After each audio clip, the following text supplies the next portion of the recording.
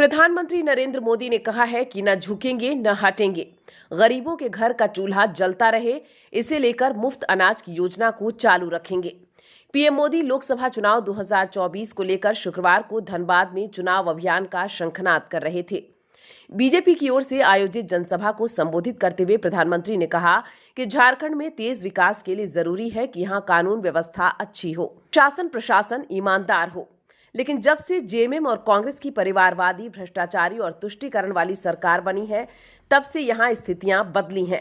PM ने कहा, JMM का मतलब हो गया है जमकर खाओ। पीएम मोदी ने कहा कि बीजेपी का मकसद है विकास, विकास और तेज विकास, जबकि कांग्रेस हो या उसके सहयोगी दल, वो विकास के सबसे बड़े दुश्मन है।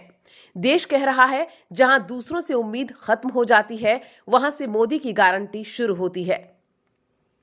झारखंड के लोग मोदी की ऐसी अनेक गारंटियों के गवाह हैं, जो बीते वर्षों में पूरी हुई है। उन्होंने कहा कि जेएमएम कांग्रेस ने झारखंड की जनता को लूटकर, आपके पसीने की कमाई को लूटकर अपने लिए बेनामी संपत्तियों के पहाड़ बना लिए हैं। आपने देखा कि यहाँ किस तरह से नोटों की गड्डियां निकल रही हैं। उन्होंने कहा कि जेएमएम और कांग्रेस ने जनजातियों को सिर्फ वोट बैंक ही समझा है। ये लोग यहाँ की प्रतिभाशाली नौजवानों को कभी आगे नहीं बढ़ाएंगे, क्योंकि परिवारवादी अपने ही परिवार के बारे में सोचते हैं, लेकिन मोदी आपके बारे में सोचता है, आपके भविष्य के बारे में सोचता है। आप ही मेरे परिवारजन हैं, आपके बच्चों का भविष्य मेरी गारंटी है। झारखंड के राज्यपाल श्री सीपी राधाकृष्णन जी, मुख्यमंत्री श्री चंपई सोरेन जी, केंद्रीय मंत्रिमंडल में मेरे सहयोगी अर्जुन मुंडा जी, विधानसभा में विपक्ष के नेता, अन्य महानुभाव और झारखंड के भाइयों और बहनों, जोहार। आज झारखंड को 35,000 करोड़ रुपए से अधिक की योजनाओं का उपहार मिला है। मैं अपने किसान भाइयों को, मेरे आदिवासी समाज के लोगों को और झारखंड की जनता को इन योजनाओं के लिए बहुत बहुत बधाई देता हूं। साथियों, आज यहां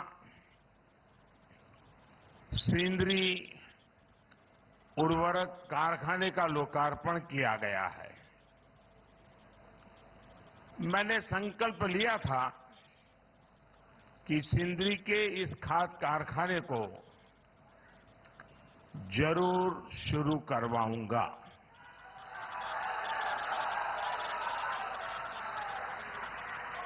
ये मोदी की गारंटी थी और आज ये गारंटी पूरी हुई है। मैं 2018 में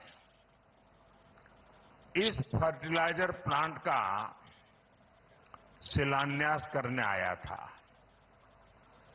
आज सिर्फ सिंदरी कारखाने की ही शुरुआत नहीं हुई है, बल्कि मेरे देश के, मेरे झारखंड के नौजवानों के लिए रोजगार के हजारों नए अवसरों की शुरुआत हुई है।